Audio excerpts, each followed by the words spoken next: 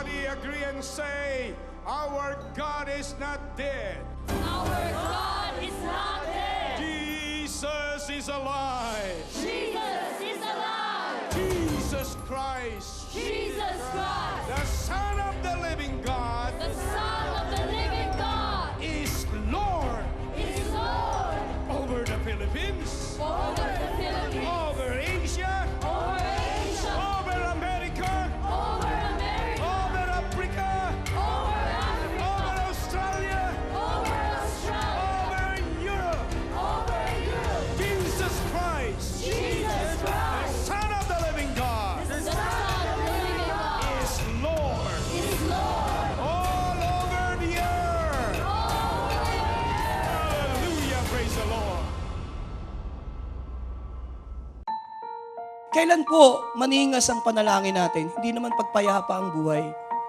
Pag maalon, pag nasa krisis, tingnan nyo, nag-iiba ang tono ng prayer niya.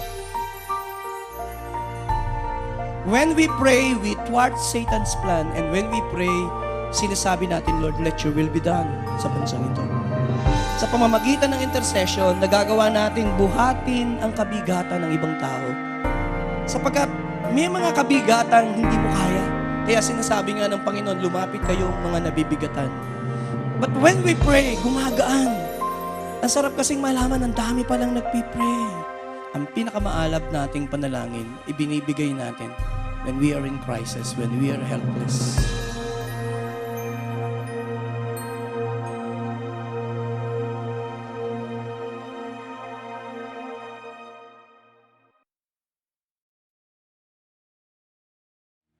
Bigyan natin po ng malakas na palakpak ang Panginoon. Every instrument lifted. Come on. Come on, come on.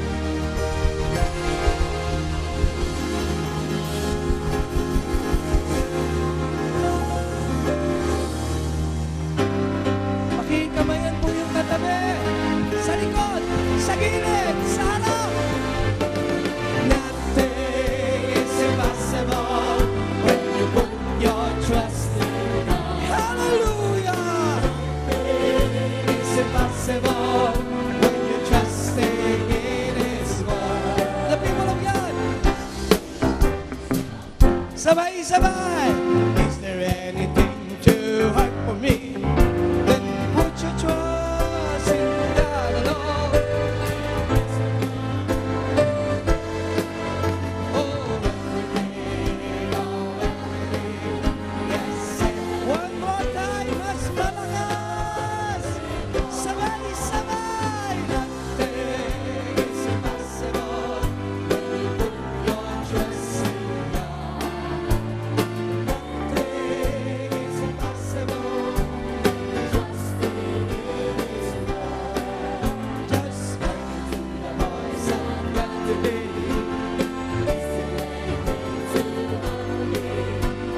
Put your trust in God alone and rest upon His word. For everything, yes, everything is possible. Come on,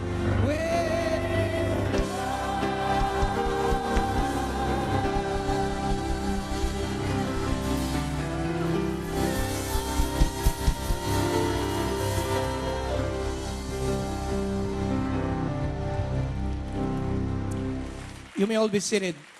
While I'm praying and seeking the Lord's face for the right message, the Lord gave me this story in Acts 12. And I do believe that this story is very familiar sa bawat isa po sa atin. Kabisado na po natin. Ito po yung kung paano i-deliver ng Diyos si Peter mula po dun sa pagkakakulong. At nagkaroon po, pakisabi po, divine intervention. So ang aking title po, Moving the Hand of God through, pakisabi po, through intercession. Paanong mapagagalaw natin ang kamay ng Diyos sa pamamagitan ng ating panalangin. As I have said, ang pinakasusing talata ng Acts 12 ay yung verse 5. Napakaiksi lang po, pero nandyan po yung yaman ng ganda at kapangyarihan ng panalangin. Ang sabi po, Peter was kept in prison, but the church was earnestly praying to God for Him. Maya-maya po hihimayin natin ng isa-isa po yan. Unang kaisipan na gusto ko pong hubugin at ihanda ang kaisipan natin. Una, initial observation. If you will read the book of Acts, kung saan nandyan po yan, unang mauobserbahan nyo that the early church believed in the power of prayer. Hindi po maitatanggi na ang early church, pag sinasabi pong early church, yan po yung book of Acts. At alam niyo po, hindi maitatanggi ng matapat na mga estudyante ng Biblia na ang unang gathering sa Bible ng mga Kristiyano, umakyat na si Jesus sa langit sa Acts 1:11. At pag akyat niya sa langit at lumuklok sa kanan ng Ama, tumingin po kay Pastor Joey, ang tanong, ano ang unang ginawa ng mga disciples at patuloy na ginagawa hanggang hindi bumababa yung Holy Spirit? Acts 1:14, ito ang inyo pong mababasa. Basa po, 1, 2, 3, they all join together. Pakisabi po, constantly in, tingin po kay Pastor. Kaya pag tinanong, ano ang ginagawa nila habang hindi pa bumababa ang Holy Spirit? Isa lang ang ginagawa nila. Sama-samang kaluhod at nananalangin. Nakalagay po, join together. Hindi po sila nagpipray individually dito. They join together. The church constantly in prayer. Kaya po nung bumaba ang Holy Spirit, 120 agad ang napuspos ng Holy Spirit. Ibig sabihin, marami po palang nananalangin nung araw na yon. So, kaya ko pong i-prove mula sa Book of Acts na kung may pangunahing ginagawa ang mga Kristiyano sa panahon na yon ay ang manalangin. Another verse to prove my point, Acts 6 verse 4. Babasahin po natin. Ito po, medyo malago na ang church. Libo-libo na ang member ng church. Pag sinabi ko pong church, I'm referring sa mga mananampalatayang nahugasan ng dugo ng Panginoon, hindi building, sapagkat hindi naman pwede mag-pray ang church. Ang nagpipray ay tao. Say amen. So pag binabanggit yung salitang church, referring sa mga taong natubos. Tingnan niyo po, medyo busy ang church, pero sabi ng mga disciples, basa po, and will give our attention to, ano po ang priority ng church sa Book of Acts? Prayer and ministry of the Word of God. Pakisabi po, prayer, Word of God. Kaya po ang church na ito, ang pundasyon, prayer, Word of God. Kung may gagawin po ang Diyos, ang unang gagawin ng Diyos, ilalagay po ng Diyos sa puso niya yung dapat nilang gawin at ang gagawin nila ay manalangin. Kung gusto po ng Diyos i-touch ang city, ang isang pamilya, ang isang bansa, ang unang lugar po ay tatawag ang Diyos ng mga taong mananalangin. Pakisabi nga po sa katabi mo, ikaw yun. Pag may gagawin po ang Diyos, ang unang tatawagin ng Diyos mga Kristiyano to pray, to gather, to pray, and we cannot deny that. In Acts chapter 12, medyo naharap ang church sa matinding persecution. Verse 1, Acts 12, verse 1, sabi po diyan, it was about this time that King Herod arrested, pakisabi po, some. Ilang kaya yung some? Plural po eh. Pero hindi nakalagay. Some who belong to the, so mga Kristiyano, ikinulong, intending to persecute them. So may persecution.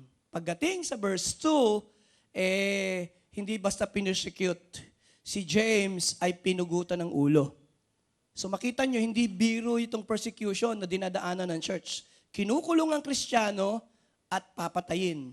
At nung makita na parang natutuwa, verse 3, parang okay lang, hindi pumapalag ang mga Hudyo. Aba, ang kinulong naman ay si Peter. Sino po ba si Peter? Si Peter ay ang pangunahing leader ng church. Kaya po dahil dito, medyo nag-iba po ng tono, nag-iba ng atmosphere ang church. Sabi nila, hindi na pwede to. We need to pray. Kaya po sa Acts 12 verse 5, nagpipray na po sila. Tingnan po niyo yung verse 5. Ayan po. Peter was kept in prison, pakisabi po, but the church, nagpipray lang po ba? Hindi. Was earnestly, you see, kailan po maningas ang panalangin natin? Hindi naman pagpayapa ang buhay. Pag maalon, pag nasa krisis, tingnan nyo, nag-iiba ang tono ng prayer nyo. So, yan po yung topic. Dito po, may plano si Satanas. Pero hindi po nangyari. Na-avert ang plano, thwarted. Why? Ang mga Kristiyano nag-pray. Naniniwala po ba kayong maganda ang plano ng Diyos sa Pilipinas? I wanna hear an amen. Naniniwala kayong may plano rin si Satanas sa Pilipinas? You see? When we pray, we thwart Satan's plan. And when we pray, sinasabi natin, Lord, let your will be done sa bansang ito. So, importante lang po, kasi ang topic po, prayer eh. Baka isipin natin, madali lang yan. Totoo po yun. Pero when we talk about prayer, may iba't ibang klase ng prayer sa Bible. Halimbawa, James 5:15, ang tawag po dyan, prayer of faith. Pakisabi sa katabi mo, prayer of faith. And sabi po riyan, pag nagpipray ka sa may sakit, sabi riyan, and the prayer offered in faith will make the sick person well. Meron pang another prayer sa Bible, prayer of agreement, Matthew 18:19. Iba-iba pong prayer sa Bible. Matthew 18 verse 19 says, again, I tell you that if two of you on earth agree about, so makikita nyo, binigyan ng din yung agree, prayer of agreement. Iba-iba po ang prayer sa Bible. At ang topic natin ngayon, intercession. Ano po yung intercession? Medyo lay down ko muna for us to appreciate this. What do you mean by intercession? Ang ibig sabihin ng intercession, Marlon, punta ka muna dito sa tabi ko. Intercession is prayer that pleads with God for the needs of others. Ayan si Marlon. Anong intercession? Ito pong intercession. Ang intercession, when nagsimula ako mag-pray, sasabihin ko, Lord, i-bless mo po si Marlon, sila ni Joanne, ang kanilang tinapay, ang kanilang tubig, ang kanilang tahanan. Gamitin niyo po sila, Panginoon, mightily. Lord, lagi mo silang iingatan, sasamahan mo sila. Hindi ako nagpipray sa sarili ko. Ako ay nagpipray para kay, ang tawag doon ay, because I plead God for him and for his family. And that is intercession. Doon po sa Ezekiel 22:30, nakalagay doon, standing in the gap. Nakalagay po, stand before me in the gap. Sa pagitan ng Diyos, ayan ang Diyos, ako'y tatayo sa Diyos para kay Marlon. That is intercession. So, pag sinabi pong intercession, hindi ka nagpipray sa need mo lang. Higit sa lahat, pinagpipray mo yung need ng ibang tao. Ang tawag po ay, salamat Marlon. Ay, palakpakan naman natin si Marlon. Ayan. Lahat po kayo at ako, may kakayanan tayong mag-pray sa iba. At alam niyo po, yun ang mahirap gawin. Mas madaling ipag-pray yung pangangailangan mo. Tama po ba ako? Pero yung luluhod ka para sa iba. Kaya sabi nila, ang intercession might be viewed as love on its knees in prayer for others. Pag ako'y lumuhod at humihingi ako para sa iba, ginagawa ko yun sa pagmamahal ko sa iba. Kasi mas madali ko sana ipag-pray yung sarili ko. Pero sa araw na yon, isinantabi ko yung aking pangangailangan para ipag-pray kita. At mahirap gawin yun kung hindi ko yung gagawin ng may pagmamahal. Ngayon pong oras na to, maglalaan tayo ng oras na mag-pray sa bansa. Okay po ba yon? Intercession yun. Sasabihin natin, Lord, mula sa Luzon, Visayas, Mindanao, Apari, Hulo, hinihiling namin na takpan mo na ngayong mapulang dugo ang bansang ito. Ang gusto ko po sa intercession, sino po rito, may mga panahon na bigat kayo, parang hindi nyo kaya yung pasanin nyo. I wanna hear na namin. Di ba humihingi ka ng prayer sa iba? Sa pamamagitan ng intercession, nagagawa nating buhatin ang kabigatan ng ibang tao. Sapagkat may mga kabigatan hindi mo kaya. Kaya sinasabi nga ng Panginoon, lumapit kayong mga nabibigatan. But when we pray, gumagaan. Ang sarap kasing malaman, ang dami palang nagpipray. Yun po intercession. Another verse, siguro, Colossians 4, verses 2-3. Importante lang po ito. Medyo lay down ko. Devote yourselves to prayer, being watchful and thankful, and pray for, pakilakas po, pray for, that God may open a door. Ilan po sa atin na nagpipray para sa service natin? Pagpipray natin yung pulpito, Lord, i-bless mo yung mensahe at mensahero. Ilan po sa atin, i-bless mo ang aming worship leading team, Lord, na maglilid ng pagsamba? Ilan? Lord, i-bless mo lahat ng dadako sa service. Huwag mong hayaang may lalabas na bigo at hindi nahipo. Importante po sa akin yun eh. The more na marami ang nagpipray, the more na nakatuon ng Diyos sa lugar na yun. I wanna hear na namin. That is the power of prayer. We need to pray. We need to ask God. Ako po ay 33 years ng pastor. Alam na alam ko po sa buhay ko na I cannot bless people. Hindi ko po kayong kayang i-bless. Hindi ko kayo kayang hipuin. Ang pwede ko lang gawin ay lumuhod araw at gabi at hilingin ko sa Diyos na ang mensaheng ito ay gamitin ng Diyos para ka-bless. Pag narinig mo, sasabihin ko, Lord, pag narinig niya ang mensaheng ito, nawa yung walang pag-asa ay magkaroon ng pag-asa. Panginoon, pag narinig nila ang mensaheng ito, nawa yung mga may sugat ay gumaling, magkaroon sila ng faith. I ask God to use this message because this message is empty and nothing apart from the power of the Holy Spirit. And I need to ask God not once but again and again sa buong linggo.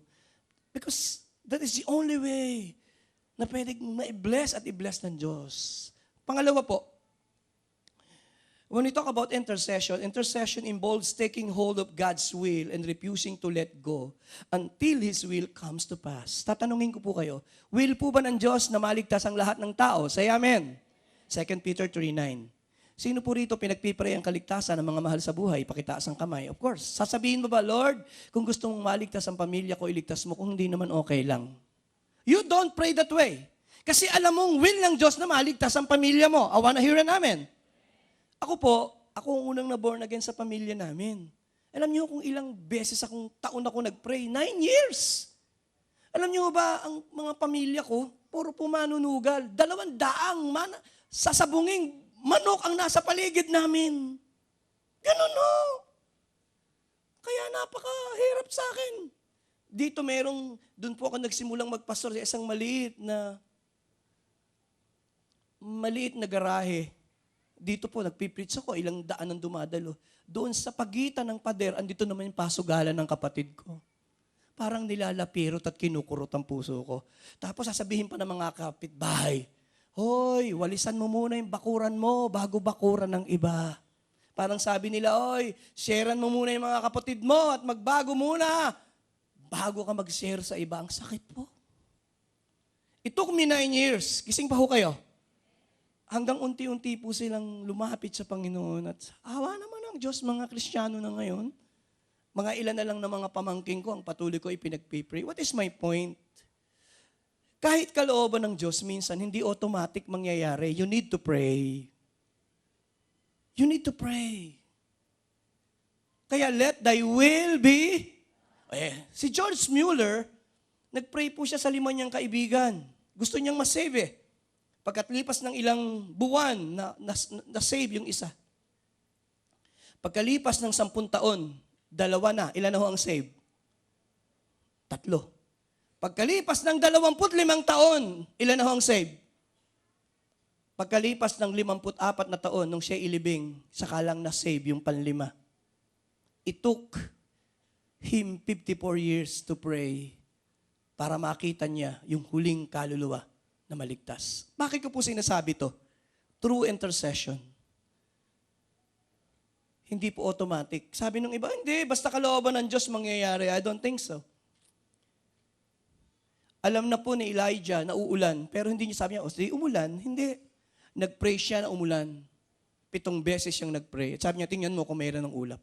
Tingnan mo. Alam din natin si Moses nakataas ang kamay niya. Pag nakataas ang kamay, sila ay, pag nakababa, simple po, ganun ang pananalangin. Pangatlo po, intercession basic.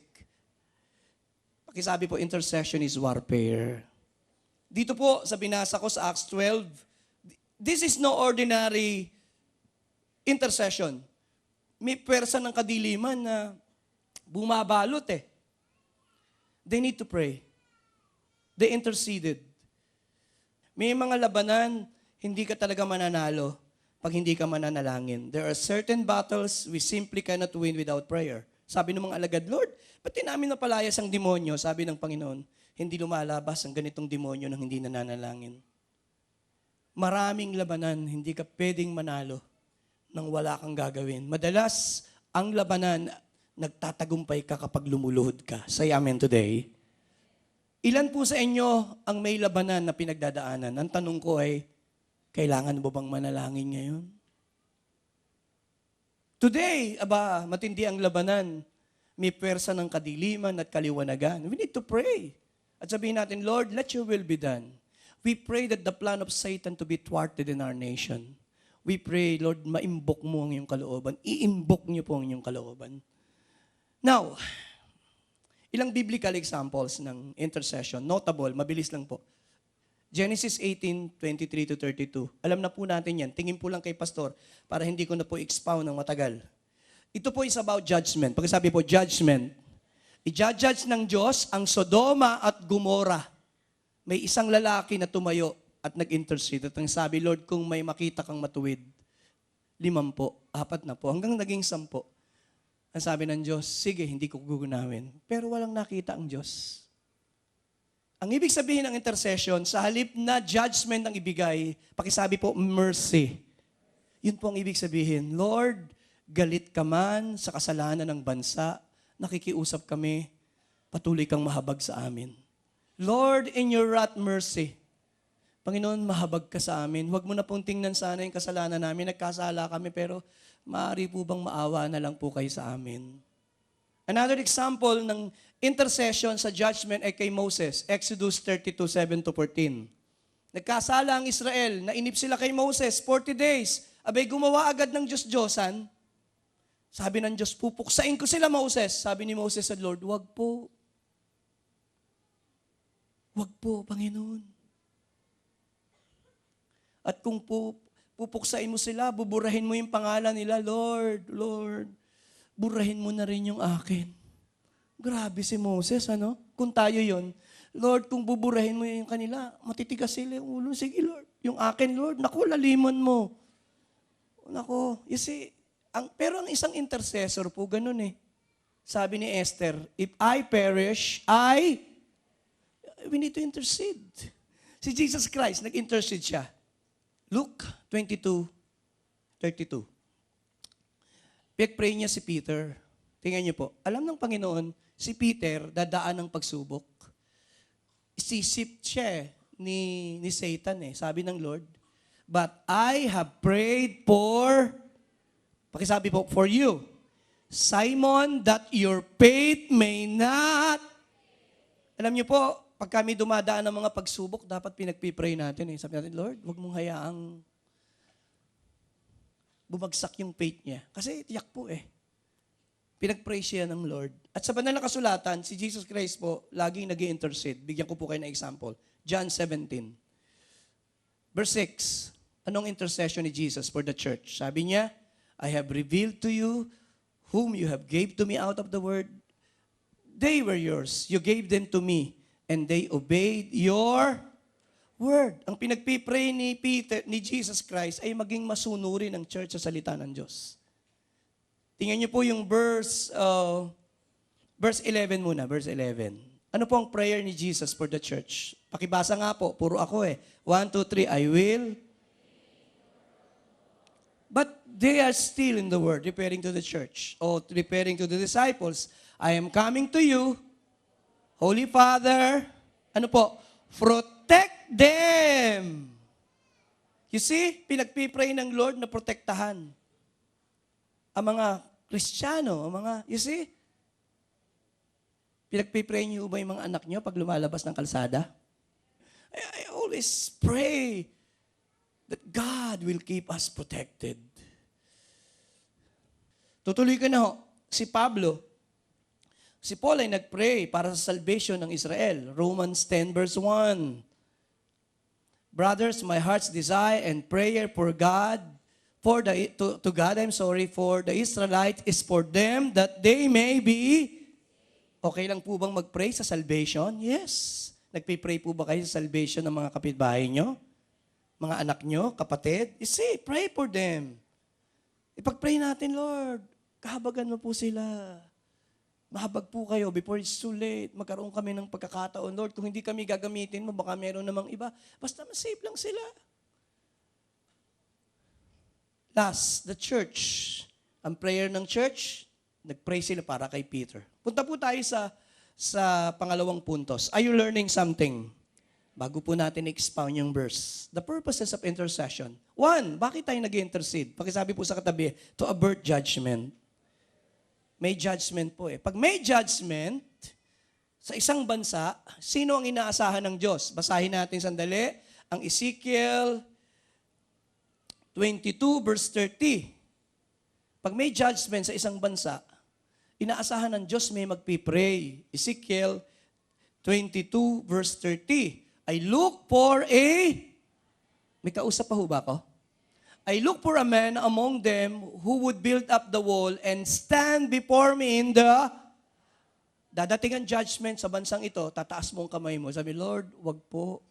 Panginoon, mahabag po kayo. Parang si Moses. Tapos sabi ng Lord, in behalf of the land. Pagkasabi po, land. So, I would not have to destroy it. Kasi judgment dadating ang judgment kasi nagkasala yung bansa Idi-destroy ng Diyos. Ang masakit, sabi ng Diyos, I found no one. Naalala niyo ba nung i-judge ng Diyos ang Nineveh? At ang mga tao, naniwala sa mensahe at nag-fasting. Nabasa niyo ba yon? Jonah chapter 3, verses 9 to 10. Idi-destroy ng Diyos talaga Nag-fasting po sila. Nag-ayuno sila lahat. Sabi nila kasi, who knows? God may relent and with compassion turn from His first anger so that we will not perish.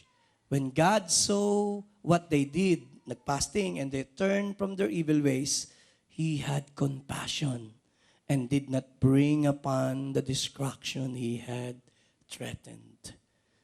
Mapapansin niyo po, pag galit ang Diyos, the only way maapis ang galit ng Diyos, may magtaas ng kamay at manalangin at sabihin, Lord, wag po. Panginoon, parang awa na po niya.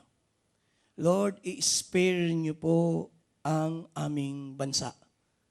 Pangalawa po, gising pa ho. Pakisabi po, ensure deliverance. Basahin natin Acts 12 verse 5. But Peter was kept in prison, but the church was earnestly praying to God for him. Kamangha-mangha na pinadala ng Diyos yung anghel niya para ingatan si Peter kuhanin. And then na-realize ni Peter, nagpadala pala ang Diyos ng anghel para siya ingatan, para siya palayain.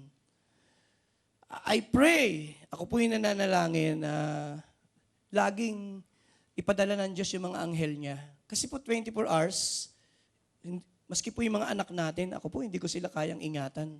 Ang prayer ko lang, Lord, padala mo po yung mga anghel mo para ingatan sila, lalabas sila ng bahay, takpan mo po sila ng iyong mapulang dugo. Hindi mo po alam We don't know. The devil came to steal, to kill, and to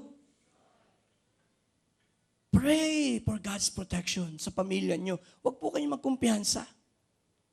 Always pray for them. Ask God to cover them with His blood. Why? The thief kami to steal, to kill, and to destroy. Naghahanap siya ng pagkakataon na makasingit sa pamilya natin. We need to pray. Pakisabi po, give blessings. Napapansin niyo po ba ako, pagka tayo magko-closing prayer, pinatataas ko yung, pakitaas pong kamay, sige po, binibless ko po kayo. At sinasabi ko, Lord, ang pagpapala ng Ama, ang pagpalain ng tinapay. Because naniniwala po ako to the power of intercession. Obligasyon ng pastor na i-bless ang kanyang mga tupa sa panalangin. We bless. So we can bless people sa pamamagitan ng ating mga panalangin. Nasa Book of Numbers po yan Pang-apat po, obtain restoration through intercession. Wala po ako mahabang oras, but expound ko po. Dumaan po si Job ng matinding pagsubok. Pero alam nyo, at the end of the day, paano siya na-restore? Na-restore po siya, ang sabi ng Lord sa kanya. Job 42:8-10. Sabi ng Lord, doon sa mga nag-aakusa na mga kaibigan niya na sinasabing kaya siya dumaan ng pagsubok ay may mga kasalanan, narinig ng Diyos. Nagalit ang Diyos. Sabi ng Diyos, my servant Job will pray for you kasi hindi ko kayo pakikinggan pag kayo nag-pray. Tingnan niyo po. Sabi ng Lord, I will accept His prayer. Ang pakikinggan kong prayer lang ni Job. Kasi you deal foolishly. You have not spoken of me what is right and my servant Job. Verse 9, ang sabi ng Diyos, ito pong mga ito, si Bildad, saka si Supar, ginawa yung sinabi ng Lord. At nag-pray po sa kanila si Job. Mahirap po para kay Job Yung mga kaibigan niya na nag-akusa sa kanya, ipagpipray niya. Pero nung binless niya yung mga taong nagsalita ng hindi magaganda sa kanya. Tingnan niyo po yung verse 10. Gising pa ho. Basa po. 1, 2, 3. After, you see, yung mga kaibigan niyang nag-akusa, nagsalita ng mga pangit sa kanya, pinag-pray niya, anong kadugtong? And the Lord made him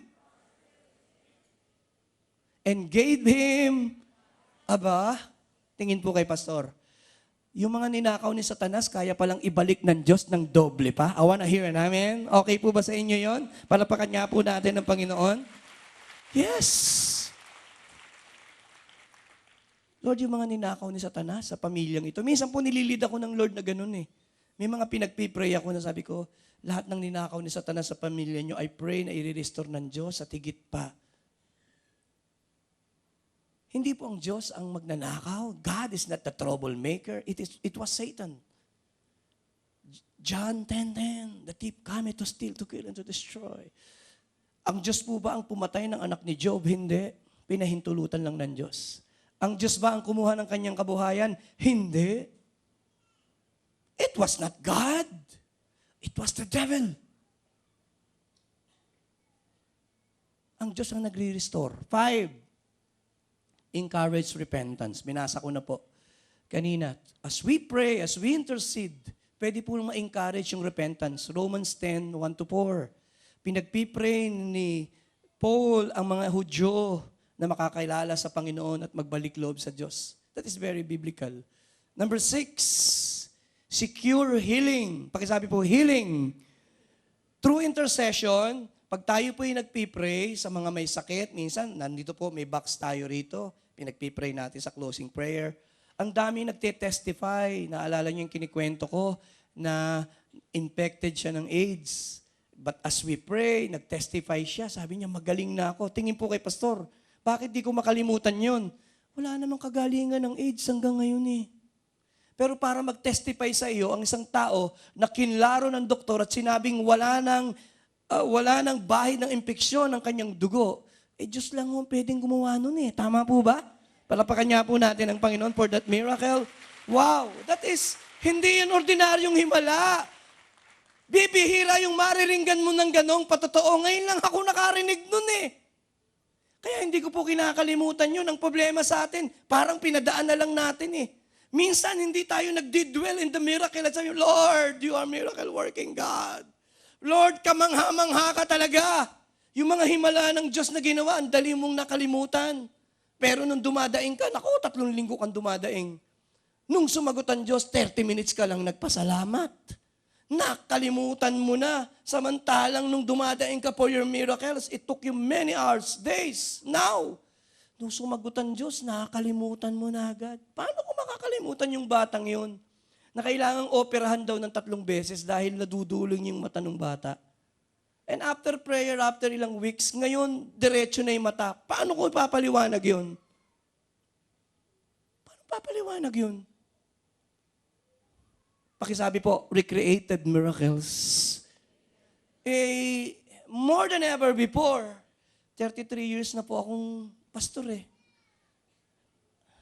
Namamangha pa rin po ako sa ating Diyos sapagkat siya'y tunay na Diyos ng himala. Malakas na palakpak nga po. Pwede po bang mas malakas dyan?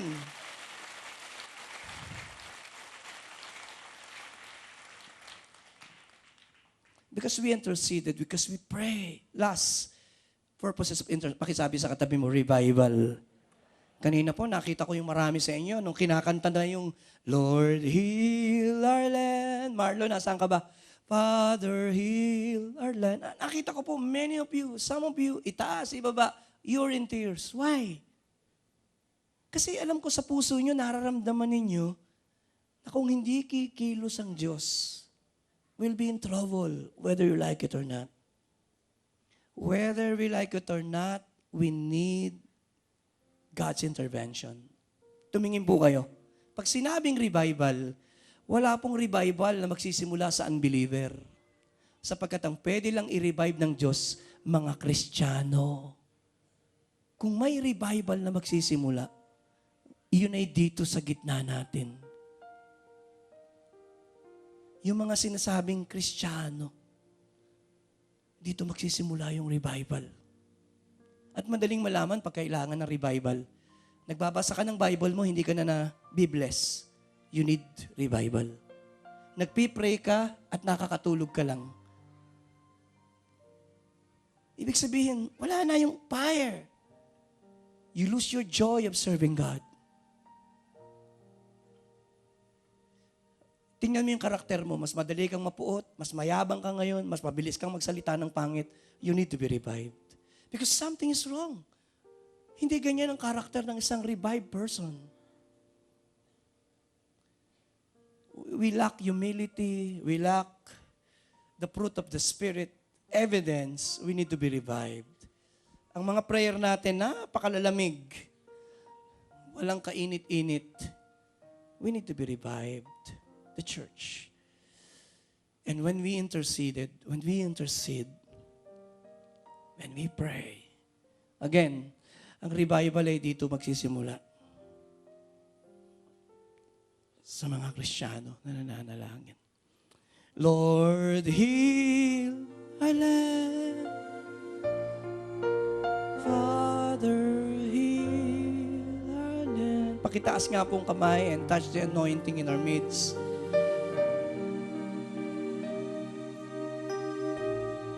Ring it, Marlon.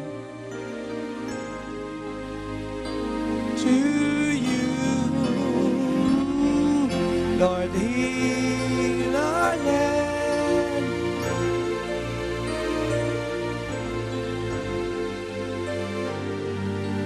Forgive our sins, Lord.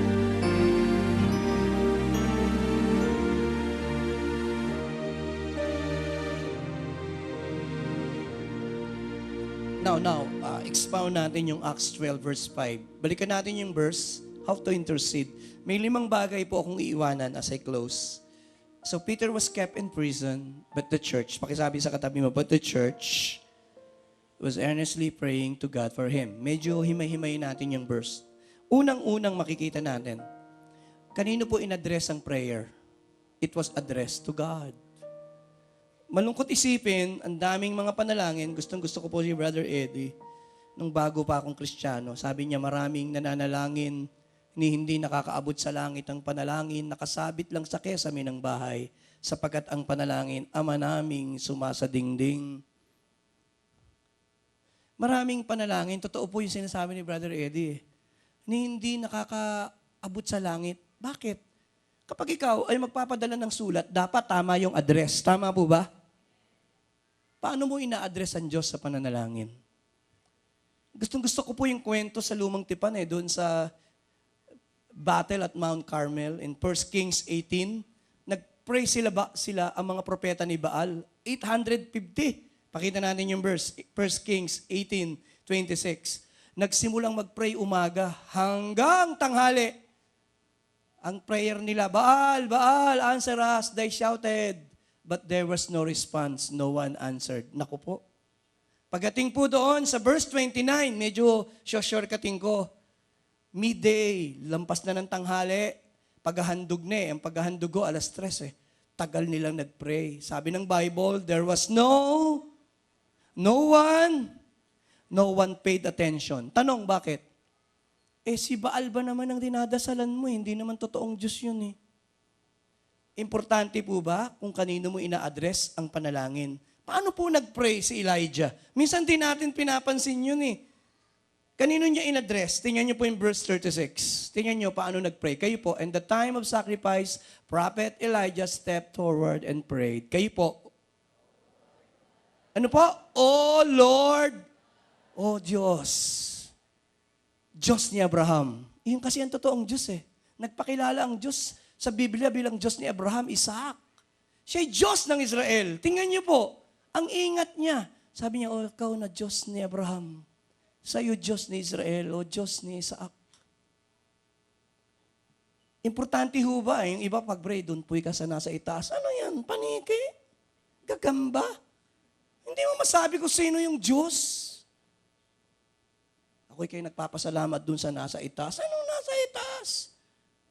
Ba't di mo sabihin Diyos? Si Brother Eddie pag nagpipray, pakinggan niyo, sabi niya, Diyos na may gawa ng langit at lupa, aming amang sumasalangit. Pagdating sa Bagong Tipan, Anong tinuro ni Jesus? Paano mag-pray? Matthew 6 verse 9. How you address God pag magpipray? Ano pong sabi? Our... You see? Kasi yung Father, out of reverence, adoration, paggalang, pagrespeto, aming amang Diyos. Si Jesus po, pag-aralan niyo yung buong Bible, pag tinatawag niya ang Diyos, our Father, sasabihin niya, Holy Father, Righteous Father. Tama po dapat ang address. How you address God in prayer. O aming Diyos, aming amang sumasalangit. Diyos na may gawa ng langit at lupa. You know how to address God.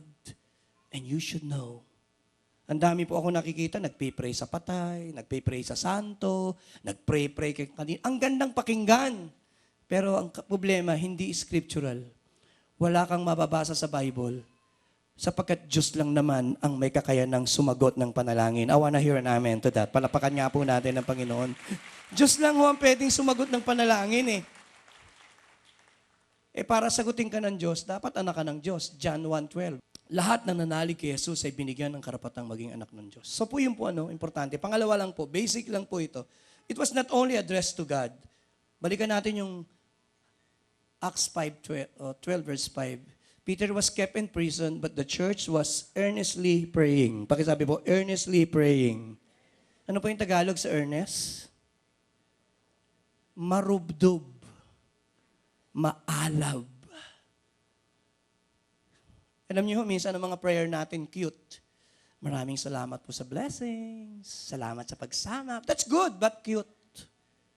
Pero tingnan niyo, kailan nagiging earnest ang prayer? Nakita ko po, ang prayer ay nagiging earnest when we are most helpless. Pakisabi po, helpless. Yung ang feeling mo, wala ka nang magagawa at pag-asa. Nagpa-check up at sabi, may cancer. Sasabihin ba, Lord, thank you, salamat sa cancer, Lord. Alam kong pagagalingin mo ako, Lord. Believe me, you don't pray that way. Paano ka mag-pray? Pag sinabing ikaw may cancer, ganun ba, Lord? No, Panginoong Diyos. O amang sumasalangit. Ikaw po ang Diyos ng himala. Kailangan ko. Hindi ka nga makapagsabi because marubdob ang bigat ng pangangailangan mo. Kailan mas earnest ang prayer natin? Aminin natin. When we are in need. When we are in crisis. And the church was in crisis. Why? Napugutan ng ulo si James Eto naman ngayon. Wow, si Peter naman ito. Hindi na biro yan. I believe ang earnest prayer ay panalangin ng buong puso at buong lakas. Say amen. Kumusta po ang mga panalangin niyo? Earnest? Marubdob? Balikan niyo po ang buhay niyo. Ang pinakamaalab nating panalangin, ibinibigay natin when we are in crisis, when we are helpless. Pag hindi mo na alam ang gagawin mo, lumalabas sa iyong bibig ang pinakakapangyarihang prayer natin. Pangatlo po, bago po ako magwakas, I'm almost there. It was an unceasing prayer. Tingnan ko po yung King James. Nakalagay, Peter, therefore was kept in prison, but prayer was made without walang lagot. Unceasing. Ibig sabihin, walang humpay. Tuloy-tuloy. Ang unang danger, isang danger ng panalangin, alam niyo yung danger ng panalangin? Yung bang nag-pray ka ng ilang panahon, tapos nag-give up ka na. You are tempted to give up. Kasi parang sabi mo, parang wala namang nangyayari. Kaya Luke 18 verse 1, gustong-gusto ko po yung prayer ng Panginoon doon. Sabi ng Lord sa talinghaga, then Jesus told His disciples a parable to show them that they should always pray. Pakisabi sa katabi mo, always pray. Pakisabi sa katabi mo, not give up. Kasi yun po ang pinakamadaling gawin, yung mag-give up. Nagpipray si Elijah na umulan. Sabi niya doon sa katulong, may ulap na ba?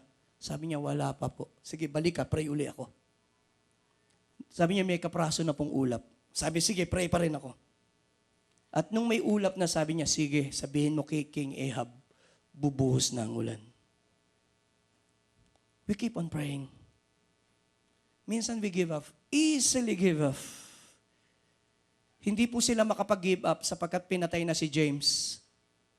And now, Peter, buhay ni Peter ang nakataya. Tumingin po kayo kay Pastor. You see, the point is, mag-i-intervene ng Diyos. But we need to pray. We need to pray hard. Pang-apat po, it was a focused prayer. Tingnan niyo po, sino yung pinagpipray? But the church was earnestly praying to God for, sino po yung him? Specific po, ano? Yung prayer nila, hindi basta general prayer. Pagpalain niyo po kami, ang tanong, anong pagpapala? Tingin po kayo kay pastor. Pumunta po kayo sa service na to. Pag tinanong ko kayo, ano talaga ang kailangan mo sa Diyos ngayong umaga?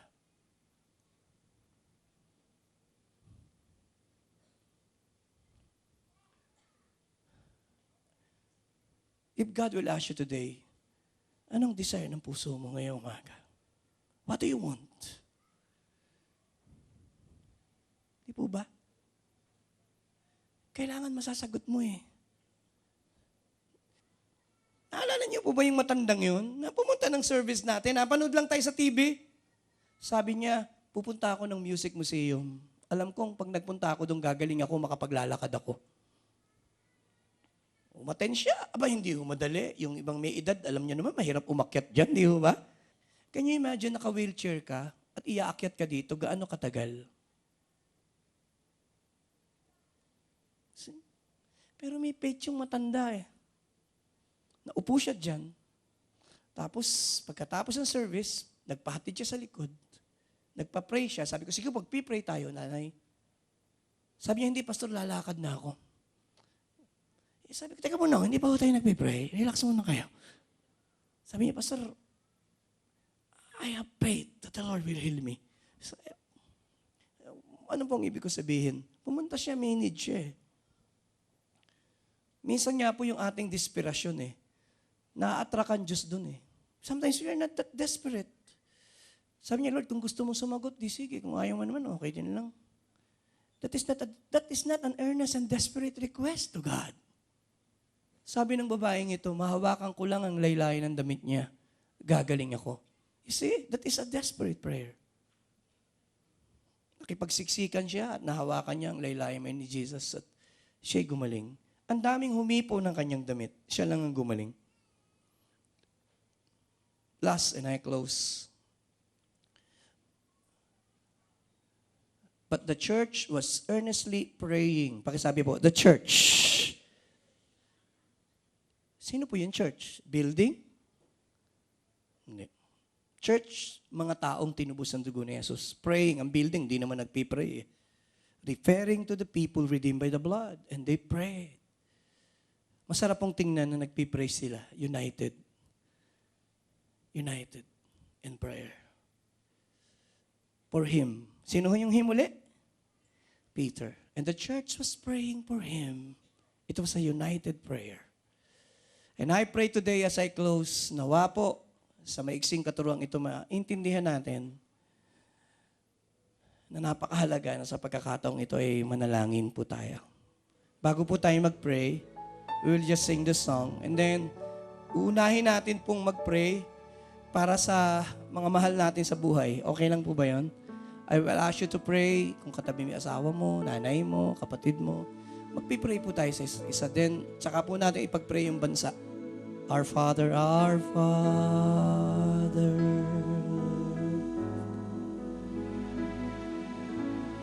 who art in heaven. Pakitaas nga mong kamay. We honor the Lord. Hallowed and be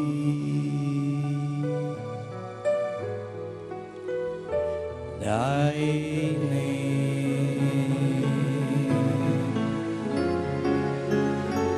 Thy kingdom come. Let the spirit of prayer rise. Let the spirit of intercession rise.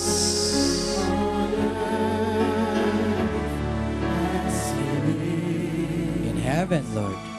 In heaven.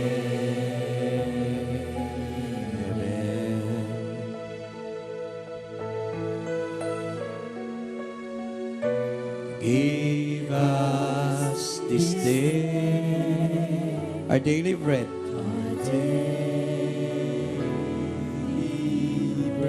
And forgive Forgive us our debts as we Forgive our debtors, but lead us not, and lead us not into temptation. We are tracking the anointing. Pakitaas po ang kamay. Honor Him, church. For thine is the kingdom. Hallelujah. Forever.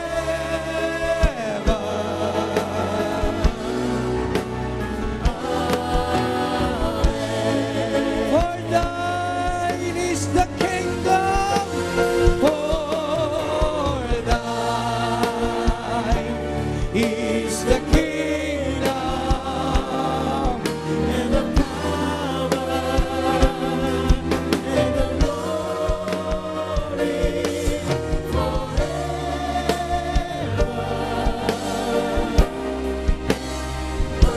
One more time, once again, touch the anointing in this place. For let the people be heard. The kingdom. Bring it, Marlon.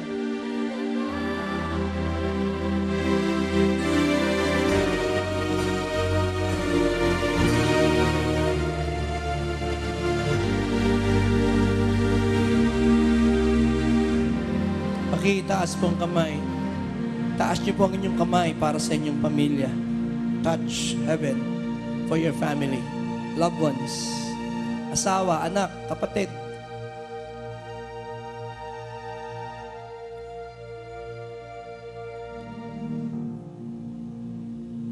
Let the spirit of prayer flow in this place. Let the spirit of intercession rise in our midst. Let the spirit of prayer. Ora Bashanda Yararama. Ora Rashanda. Yes, O Lord. And I will give thanks to you. Among the people, and I will sing praises to thee among the nations.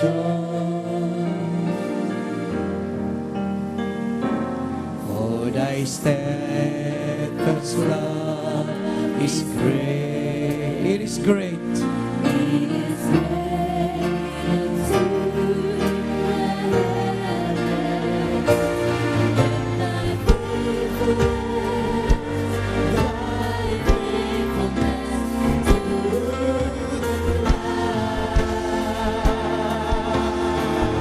Everybody now, be exalted, O God, above the heavens.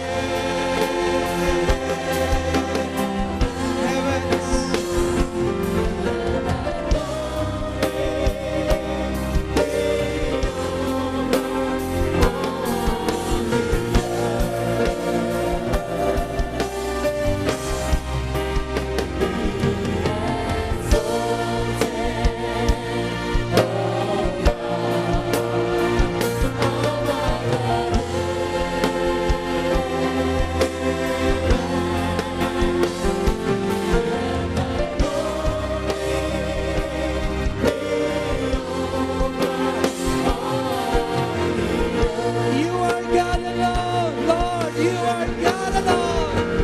You are God alone. From before time began, you are on your throne. You are God alone.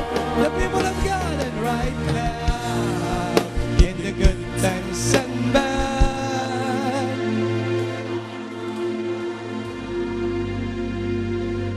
Pakitaas po ang kamay sa trono ng Panginoong Diyos.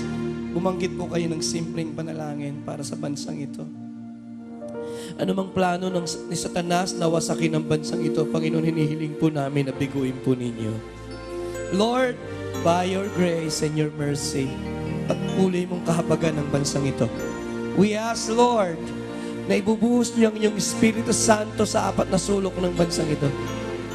We simply and humbly ask you to unite us today. Unite your church to pray. Sa pananalangin lang po. We believe. Bibigyan ko po kayo ng saglit to bless someone on your left, on your right. Ipag-pray niyo po yung mga katabi natin as we end with this service. Humingi po kayo ng pahintulot na i-bless niyo siya ng inyong panalangin.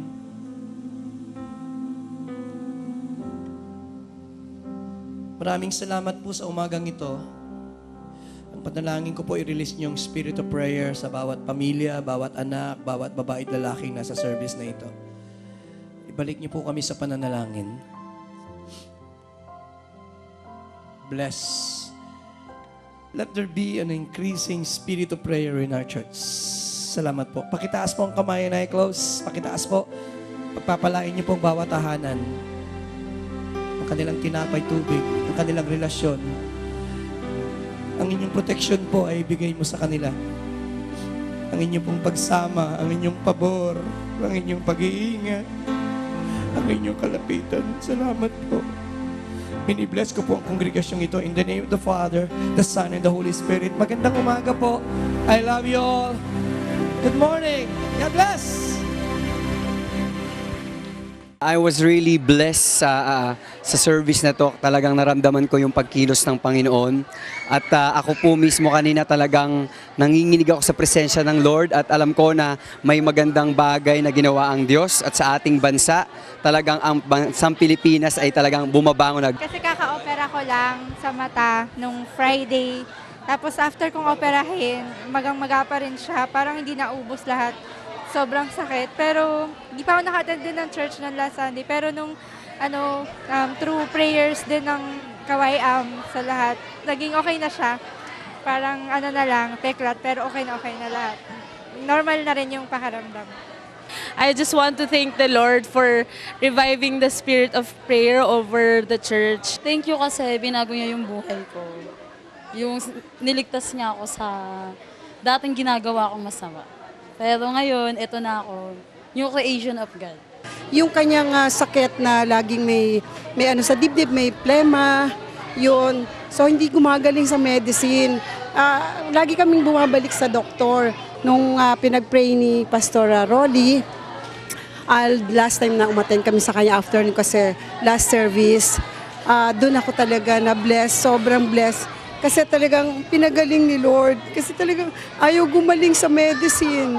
So nung umattend kami noon, nung last na yon ni Pastor Rolly, yun, doon kami talaga na nawala on that time. Kaya salamat kay Lord, talagang lahat ng blessing, lahat ng prayer namin, talagang dinidinig niya talaga. I praise the Lord kasi napakabuti ng Panginoon sa ginawa niya sa araw na to. Dahil tunay po naramdaman namin yung presensya ng Lord at pinagpe-pray po talaga namin yung ating nation. And we are so blessed that Pastor Joey lead us to the right thing that na ating pong gagawin. Salamat po, to God be all the glory.